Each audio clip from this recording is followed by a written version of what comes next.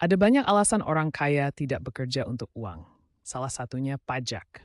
Ayah kaya sering berkata, orang yang bekerja untuk uang membayar persentase pajak yang tinggi.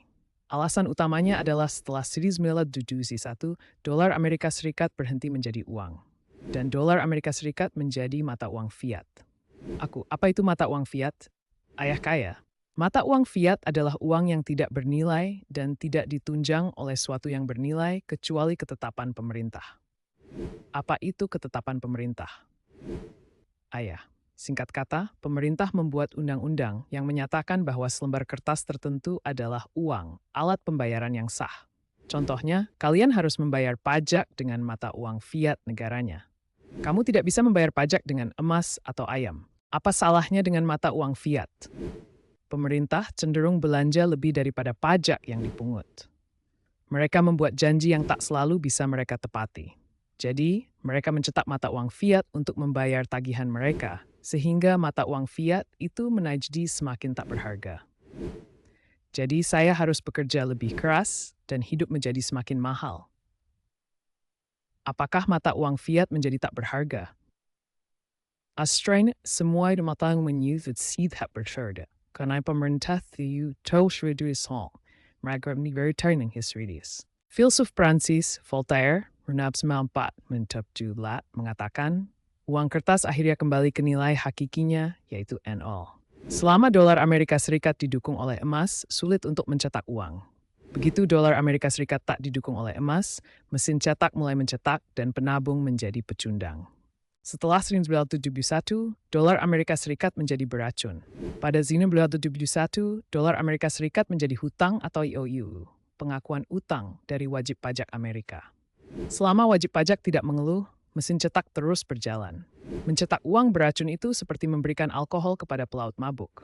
Alkohol membuat pecandu alkohol merasa enak, dan begitu pula uang, meskipun itu uang beracun.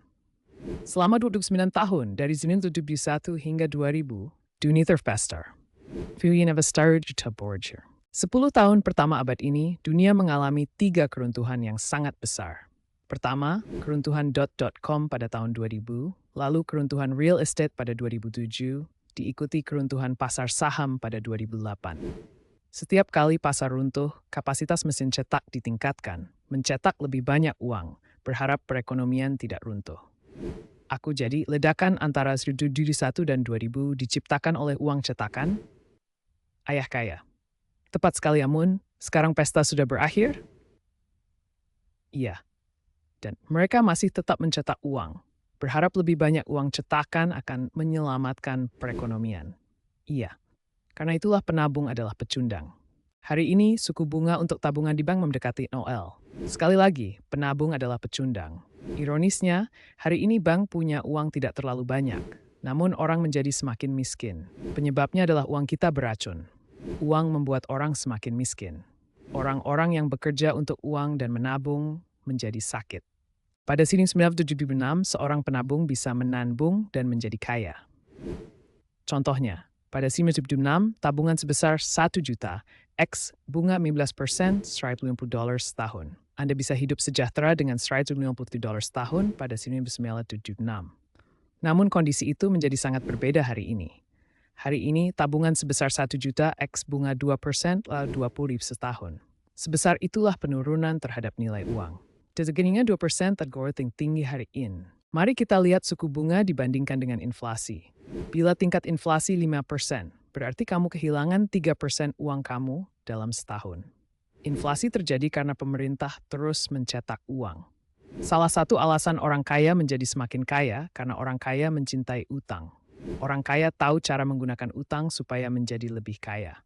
Suku bunga rendah menyampaikan pesan kepada saya, silahkan pinjam uang sedang diobral. Ayah kaya memprediksi kehancuran terbesar dalam sejarah dunia akan terjadi pada 2019 atau beberapa tahun sebelum sesudahnya.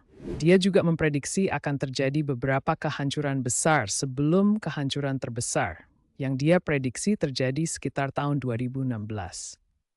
Dan kehancuran itu terjadi pada 2000, 2007, dan 2008.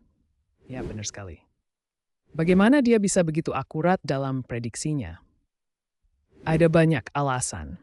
Ini alasan utamanya karena ini bukan pertama kalinya pemerintah mencetak uang untuk bayar tagihan. Bangsa Cina adalah bangsa pertama yang mencetak uang. Penggunaan uang secara luas pertama kali dilakukan di Cina selama kekuasaan dinasti Tang 615-907 AD. Penggunaan uang kertas menyebar ke India, Persia, dan Jepang. Tapi penyebaran tidak bertahan lama karena perdagangan berhenti ketika rakyat berhenti menerima uang kertas. Aku bertanya, mengapa rakyat berhenti menerima uang kertas? Ayah kaya, karena pemerintah selalu mencetak terlalu banyak uang. Dan pemerintah melakukan hal yang sama hari ini. Kekaisaran Romawi ambruk sebagian karena penguasa mulai memajaki petani untuk membiayai perang mereka. Ketika pemungutan pajak tidak bisa menutupi biaya perang, Kaisar Romawi menurunkan nilai koin. Mengurangi nilai koin adalah cara mereka mencetak uang. Aku bertanya, apa yang dimaksud dengan mengurangi nilai? Ayah kaya menjawab, maksudnya adalah mereka mencampur logam seperti emas dan perak dengan logam dasar seperti nikel dan tembaga, menurunkan nilai koin mereka.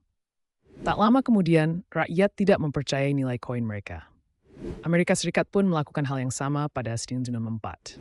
Karena itulah pada koin perak Amerika Serikat terdapat sedikit tembaga pada bagian pinggir. George Washington mencetak Continental untuk membiayai perang revolusi. Tentara berhenti bertempur ketika nilai Continental merosot menjadi E0. Hari ini, ungkapan tidak sepadan dengan Continental terus berlaku. Selama Perang Saudara berlangsung, Amerika bagian selatan mencetak uang untuk berperang melawan Amerika bagian utara. Dolar konfederasi tak memiliki nilai. Jadi, ramalan ayah kaya didasarkan pada sejarah? Ya, dan pada kondisi lain, pendidikan keuangan yang sebenarnya harus mencakup sejarah keuangan. Sejarah memungkinkan kita melihat masa depan. Hari ini, uang kita tumbuh menjadi semakin beracun saat pemerintah di seluruh dunia mencetak uang. Mengapa mereka mencetak uang? Untuk menjaga agar ekonomi mereka tidak ambruk. Bisa kamu lihat, setelah 1971 ketika Nixon melepaskan dolar dari standar emas, perekonomian lepas landas. Uang cetakan menghempaskan Amerika Serikat dan dunia ke dalam gelembung. Pada tahun 2000, gelembung mulai bocor. Untuk mencegah kehancuran, pemerintah mencetak lebih banyak uang. Akhirnya, gelembung meledak lagi pada tahun 2007, ketika real estate ambruk. Lalu pada 2008, bank pun ikutan ambruk. Sementara, mesin cetak terus bekerja. Dan sekarang perekonomian global bisa ambruk. Ya, setelah 2008, US Federal Reserve Bank dan Departemen Keuangan Amerika Serikat memulai pencetakan uang terbesar dalam sejarah dunia, peristiwa yang dikenal dengan quantitative easing. Inilah yang terjadi pada mata uang fiat bila pemerintah mencetak uang. Dolar AS kehilangan hampir 90% nilai dari 1911 tahun ketika Federal Reserve dibentuk, sampai 1971 tahun ketika Nixon melepaskan dolar dari standar emas. Bila kamu merasa video ini bermanfaat, subscribe channel ini agar kamu tertinggal update video terbarunya. Jadi uang kita adalah alasan sebenarnya orang kaya semakin kaya, sementara orang miskin dan kelas menengah menjadi semakin miskin. Ya, ada 4 alasan utama terjadinya kesenjangan ini. 1. Globalisasi. Pekerjaan berpindah ke negara-negara berupah rendah. Karena orang kaya memiliki pabrik, mereka menjadi semakin kaya bila bisa memperjakan karyawan berupah rendah. 2. Teknologi. Bila seorang yang bekerja untuk uang menginginkan lebih banyak uang, seorang insinyur kreatif menciptakan robot atau perangkat lunak atau AI, Artificial Intelligence, untuk menggantikan pekerja. Robot tidak membutuhkan tunjangan atau cuti dan akan bekerja sepanjang waktu. Bila kamu merasa video ini bermanfaat, subscribe channel ini agar kamu tidak tertinggal update video terbarunya. 3. Finansialisasi, ilmu mencetak uang. Finansialisasi adalah proses ketika pasar keuangan, lembaga keuangan, dan elit keuangan memperoleh pengaruh lebih besar terhadap kebijakan ekonomi dan hasil ekonomi. Finansialis yang menjadikan ukuran dan pengaruh keuangan, pasar, dan faktor lainnya menjadi bertambah. Insinyur keuangan yang cerdas membangun monster Frankenstein, yaitu monster yang dikenal sebagai derivatif. Salah satu monster milik Dr. Xi, Frankenstein, adalah subprime mortgage, yang dijual kepada orang-orang yang tidak sanggup menggapai mimpi Amerika. Para insinyur keuangan ini merekayasa hipotek beracun ini, meringkatnya sebagai prime dan menjualnya pada dunia sebagai aset. Warren Buffett menyebut derivatif sebagai senjata keuangan pemusnah massal. Pada tahun 2007, senjata pemusnah massal ini mulai meledak. Perekonomian global hampir tumbang. Para wajibjak menalangi para bankir yang bukannya digiring ke penjara, tapi malah diberi bonus. Bila kamu merasa video ini bermanfaat, subscribe channel ini agar kamu tidak tertinggal update video terbarunya. Kleptokrasi, kapitalisme kroni. Kleptokrasi adalah pemerintah atau negara, tempat orang-orang yang berkuasa mengeksploitasi sumber daya negara dan mencuri melalui aturan yang dibuat oleh maling atau beberapa maling. Dan masyarakat yang pemimpinnya membuat diri mereka kaya dan berkuasa dengan mencuri dari kita semua. Hari ini, kleptokrasi merajalela tidak saja di Amerika, tetapi juga di seluruh dunia. Korupsi merajalela di pemerintahan, olahraga, pendidikan, bisnis, bahkan sampai ke wilayah agama. Hari ini, ada banyak orang yang percaya bahwa Washington, D.C. adalah singkatan dari District of Corruption. Finansialis tidak bisa terjadi tanpa kleptokrasi. Bila kamu merasa video ini bermanfaat, subscribe channel ini agar kamu tidak tertinggal update video terbarunya. Generasi baby boom, siminun mat 6 hingga maat, merupakan penyebab banyak lonjakan kesejahteraan dari 1971 hingga 2000. Sayangnya, kelompok tersebut sudah bukan bayi lagi. Mereka kini warga lanjut usia. Puncak kekuatan daya beli mereka sudah habis. Rumah mewah mereka dijual. Ada pepatah, demografi adalah takdir. Mereka akan hidup lebih lama, bersikap lebih muda, serta mengguncang dan menggoyahkan perekonomian global hingga 2050. Banyak di antara mereka lebih banyak mengambil dari perekonomian dibandingkan apa yang mereka berikan. Ada 75 juta generasi baby boom di Amerika. Baby boom selanjutnya adalah generasi milenial. Jumlahnya akan menjadi 81 juta di Amerika Serikat pada 2036.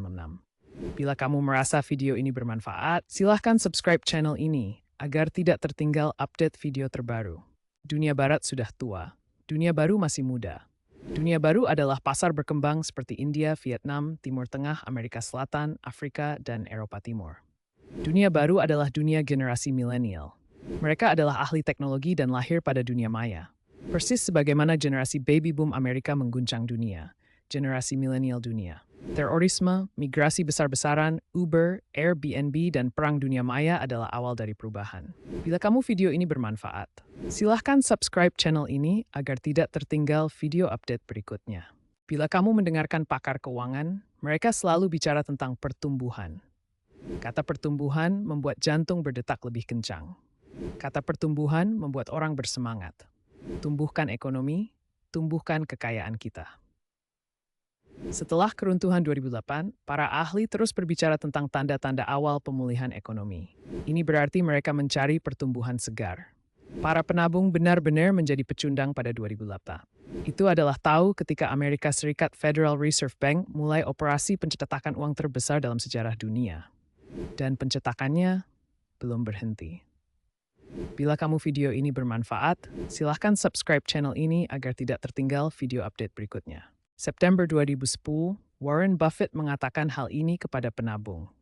Satu hal yang akan saya katakan kepada Anda, bahwa investasi terburuk yang Anda lakukan adalah investasi uang tunai. Semua orang mengatakan uang tunai adalah yang penting dan segala sesuatu seperti itu.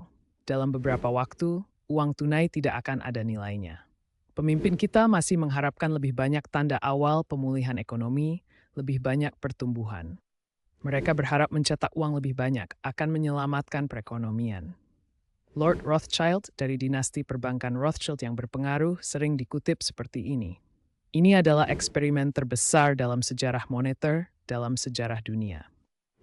Bila kamu merasa video ini bermanfaat, silahkan subscribe channel ini agar kamu tidak tertinggal update informasi selanjutnya. Keluarga Rothschild membentuk sistem perbankan global modern pada 1960-an di Jerman. Apakah politisi kita bisa menyelamatkan kita? Tidak. Masalahnya tidak bersifat politis. Pendiri Rothschild Bank Mayer Amschel Rothschild, 1904-1911 mengatakan, "Beri saya kendali atas uang negara, dan saya tidak peduli siapa yang membuat undang-undang." Jadi tidak ada bedanya apakah yang berkuasa di Washington adalah Partai Republik atau Demokrat. Betul. Ingat tentang aturan emas. Yang memiliki emaslah yang membuat aturan. Ayah kaya mengajari saya bermain menuruti aturan yang dibuat orang kaya. Kalau kamu ingin lebih banyak belajar tentang aturan uang yang ditaati orang kaya, lanjutkan video ini.